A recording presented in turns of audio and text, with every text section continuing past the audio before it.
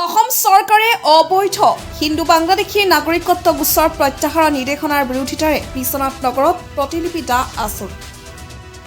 অসম চৰকাৰে বিদেশী ন্যায়াধিকৰণত অবৈধ হিন্দু বাংলাদেশীৰ বিৰুদ্ধে চলি থকা গোচৰ প্ৰত্যাহাৰ কৰিবলৈ জাৰি কৰা নিৰ্দেশনাৰ বিৰোধিতা কৰি আজি নিৰ্দেশনাৰ প্ৰতিলিপি দাহ কাৰ্যসূচী ৰূপায়ণ কৰে সদৌ বিশ্বনাথ জিলা ছাত্ৰ সন্থাই। বিশ্বনাথ চাৰিআলিস্থিত শ্বহীদ ভৱনৰ সন্মুখত সদৌ অসম ছাত্ৰ সন্থাৰ নিৰ্দেশ মৰ্মে প্ৰতি জিলাতে প্ৰতিবাদকাৰীক আৰক্ষীয়ে বাধা প্ৰদান কৰি হিন্দুৱে হওক মুছলমানে হওক 1971 চনৰ পিছত অহা সকলো হিন্দুৱে হওক মুছলমানে হওক অসম এৰি যাব লাগিব সকলো বাংলাদেশী। অসম চৰকাৰখনে হিন্দু বাংলাদেশৰ লোকক ৰক্ষণাবেক্ষণ দিবলৈ নহ'ব। হিন্দু বাংলাদেশীক ৰক্ষণাবেক্ষণ দিয়া ষড়যন্ত্ৰ অসম চৰকাৰে প্ৰত্যাহাৰ কৰিবলৈ আহ্বান জনাই আজি প্ৰতিবাদকাৰীয়ে ভোট বেংকৰ ৰাজনীতি নকৰি অগ্ৰজ দেখি চোৱা এখন শান্তিৰ অসম গঢ়িবলৈ আহ্বান জনাই বিশ্বনাথ চাৰিআলিৰ পৰা অমিত দাসৰ ৰিপৰ্ট বি টাইম নিউজ অসম।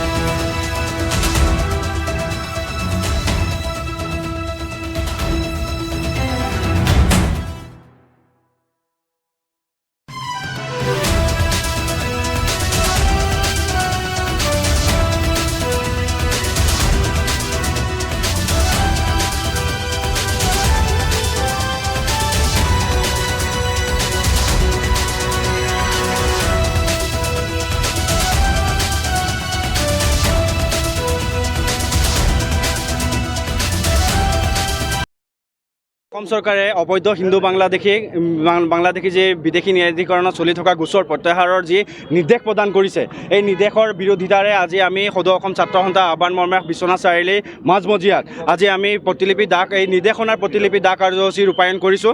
আৰু ইয়াৰ পৰা আমি এটা সকিয়নি দিব বিচাৰিছোঁ যে ধৰ্মৰ নামত ৰাজনীতি নচলিব। 1971 চনৰ পিছত অহা হিন্দুৱে হওক বা মুছলমানে হওক অসম এৰি যাব লাগিব, আমাৰ স্পষ্ট কথা। ইয়াৰ পিছতো চৰকাৰখনে জাতিৰ নামত মেৰু বিভাজন কৰি পেলাই হিন্দু বাংলাদেশীসকলক যি হিন্দু বাংলাদেশী আছে তাক ৰক্ষণাবেক্ষণ দিবলৈ কাৰণে যি ফৰেনাৰ ট্ৰিবিউনেলত বিদেশী ন্যায়াধিকৰণত চলি থকা গোচৰ প্ৰত্যাহাৰ কৰাৰ যি সিদ্ধান্ত গ্ৰহণ কৰিছে আৰু নিৰ্দেশনা জাৰি কৰিছে, সেই নিৰ্দেশনা অতি সোনকালে আমি উঠাই ল'বলৈ আমি দাবী জনাইছোঁ, অন্যথা পৰিণাম বেয়া হ'ব। কাৰণ অসমখন এটা শান্ত হৈ আছে, এই শান্ত থকা অসমখন ধৰ্মৰ ভিত্তিত বিভাজন কৰিলে কিন্তু এই কথাটো কোনো পৰ্যায়ে অসমৰ ৰাইজে সদৌ অসম ছাত্ৰ সন্থাৰ লগতে আমি সদৌ বিশ্বনাথ জিলা ছাত্ৰ সন্থাই একেবাৰে আমি এইটো মানি নলওঁ। আজি আমি এই আন্দোলনৰ জৰিয়তে অসমৰ মুখ্যমন্ত্ৰীক সকীয়াই দিব বিচাৰিছোঁ, অনতি বিলম্বে এই নিৰ্দেশনা বাতিল কৰক, অন্যথা ইয়াতকৈও জংগী আন্দোলন কৰিবলৈ আমি সদৌ বিশ্বনাথ জিলা ছাত্ৰ সন্থাই বাধ্য থাকিম। উজনিত মিয়াখানা আন্দোলন নাই সেইটো চাওক, আপোনালোকে মন কৰিব যে কা আনি পেলাই তেওঁলোকে কি কৈছিলে 8জন মাত্ৰ হিন্দু বাংলাদেশী তেওঁলোকে সংস্থাপন দিয়া কথা তেওঁলোকে ঘোষণা কৰিছিলে। ডাঙৰ বেনাৰ পোষ্টাৰ মুখ্যমন্ত্ৰীয়ে ডাঙৰ কথা সেইটো শিৰ ফুলাই তেওঁ ভাষণ দিছিলে। কিন্তু এতিয়া মন কৰক যে লাখ বিদেশী, আমি যে কৈ আছোঁ লাখ বিদেশী যে ইয়াত সংস্থাপন পাব বা লাখ বিদেশী যে তেওঁলোক ইয়াত আহিব, এই কথাটো এতিয়া মানে একেবাৰে জল পটকৈ ওলাই পৰিছে। অসমৰ জনগণে জানিব লাগিব যে তেওঁলোকে লাখ হিন্দু বিদেশী এই যে বিদেশী ন্যায়াধিকৰণৰ যি গোচৰ উঠাই দি পেলাই যি নিৰ্দেশনা দিছে, তাৰ মানে কি অসমৰ ওপৰত অসমীয়া জনসাধাৰণৰ ওপৰত তেওঁ হিন্দুবোৰ যি বাংলাদেশী তেওঁ বোমাটো এইটো বিস্ফোৰণ কৰাবলৈ আৰু জাতিৰ নামত তেওঁলোকে অসম চৰকাৰে এইটো বিস্ফোৰণ কৰাবলৈ যি চেষ্টা কৰিছে, এই চেষ্টা আমি কেতিয়াও সত্যতা হিচাপে প্ৰমাণিত হ'ব নিদিওঁ আৰু আমি শেষ বিন্দু তেজ থকালৈকে আন্দোলন কৰি যাম। NRCখন কি নাটক আছিল নেকি? নাই NRC, সেইকাৰণে আমি কৈছোঁ যে অসম চুক্তি আধাৰত হোৱা NRCখন ন্যায্যতা পাব লাগিব, সেয়া আমি দাবী জনাই আহিছোঁ। এইটো কথা হিন্দু বাংলাদেশীখিনি ৰাখি মুছলমানখিনিক খেদাৰ ব্যৱস্থা নহ'ব। 71ৰ আগৰ হিন্দু বাংলাদেশী হিন্দুসকল হওক মুছলমানে হওক ইয়াত যিসকল আছিল থাকিব, কিন্তু 71ৰ পিছত অহা এজনো হিন্দু বাংলাদেশীয়ে হওক মুছলমান বাংলাদেশীয়ে হওক সেয়া কিন্তু অসম এৰি যাব লাগিব, এয়া স্পষ্ট কথা। সদৌ অসম ছাত্ৰ সন্থাৰ নিৰ্দেশ মৰ্মে প্ৰত্যেকখন জিলা সদৰত আজি আমাৰ সদৌ অসম ছাত্ৰ সন্থা বা বিশ্বনাথ জিলা ছাত্ৰ সন্থাই আমি প্ৰতিবাদ সাব্যস্ত কৰিছোঁ। কোনো কাৰণত অসমৰ কোনেও অবৈধ বিদেশী নাগৰিকৰ বোজা আমি কেতিয়াও সহ্য নকৰিম।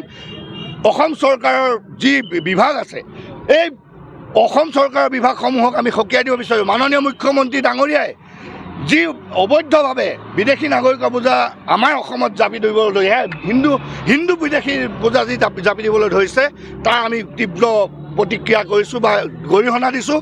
অনতি বিলম্বে এই যি কাৰ্যকলাপ অসমৰ বুকুত যি হিন্দু বাংলাদেশী ৰখাৰ যি ষড়যন্ত্ৰ ৰচিছে, সেই ষড়যন্ত্ৰ যাতে নোহোৱা কৰে আৰু এখন ভাল অসম, যিখন সোণৰ অসমৰ সপোন আমাৰ অগ্ৰজসকলে দেখি গৈছে তেনেধৰণৰ এখন শান্তিৰ অসম আমাক দিবলৈ তেওঁলোকে প্ৰয়াস কৰিব লাগে।